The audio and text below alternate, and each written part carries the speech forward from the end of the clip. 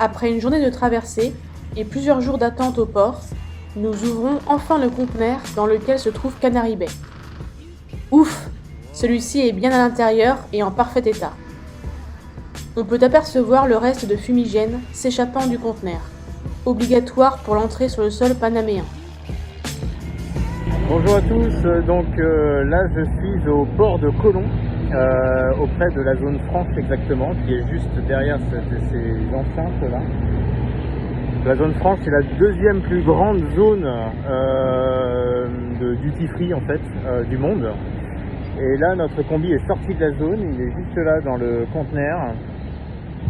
Donc actuellement en fait on a laissé ouvert, enfin on vient juste d'ouvrir le conteneur et il y a encore de la fumée qui s'en échappe. C'est le processus, voilà, c'est pour éliminer les bactéries. Enfin, bon, c'est un petit peu, je pense, pour payer un peu plus cher, mais bon, c'est le processus, donc on n'a pas le choix. Donc là, on attend que toute la fumée s'échappe. C'est un truc antibactérien en fait, voilà. Et puis après, d'après ce que j'ai compris, on referme le conteneur, on doit le ramener dans la zone franche. Il y a la douane qui vient examiner si on n'a pas mis des choses illégales. Et ensuite, on peut partir. Voilà. Donc, je vous tiens au courant. Pour sortir Canary Bay du conteneur, une dépanneuse vient l'extirper de cette grosse boîte. Le combi démarre au quart de tour et grimpe sur la dépanneuse.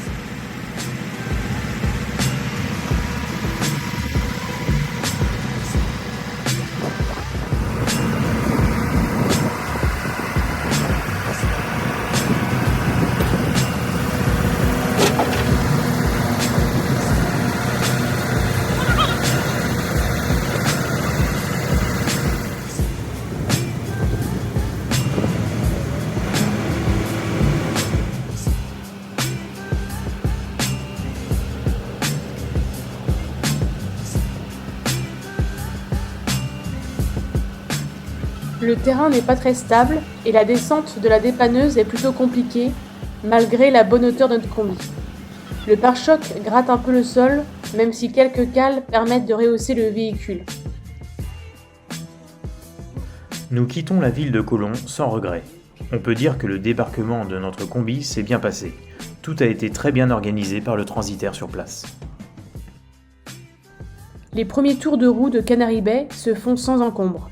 Nous sommes ravis de découvrir un nouveau pays, un nouveau continent. C'est au bord du lac Gatún que nous faisons notre premier arrêt. Le spot est vraiment très calme.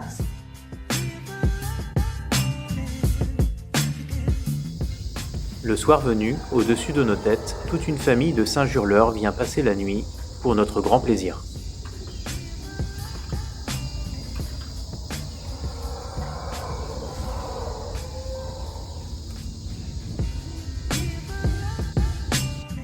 En prime, nous profitons d'un joli coucher de soleil le soir.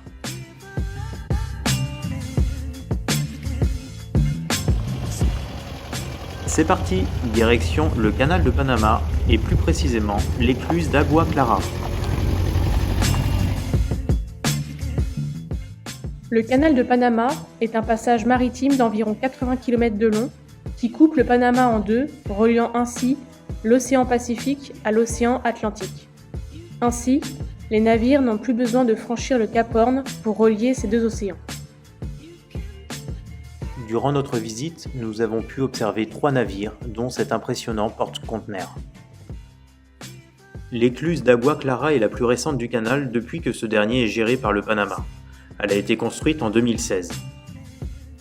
Nous avons pu observer plusieurs navires, notamment de gros porte-conteneurs de plus de 24 mètres de haut, ce qui représente environ 8 étages.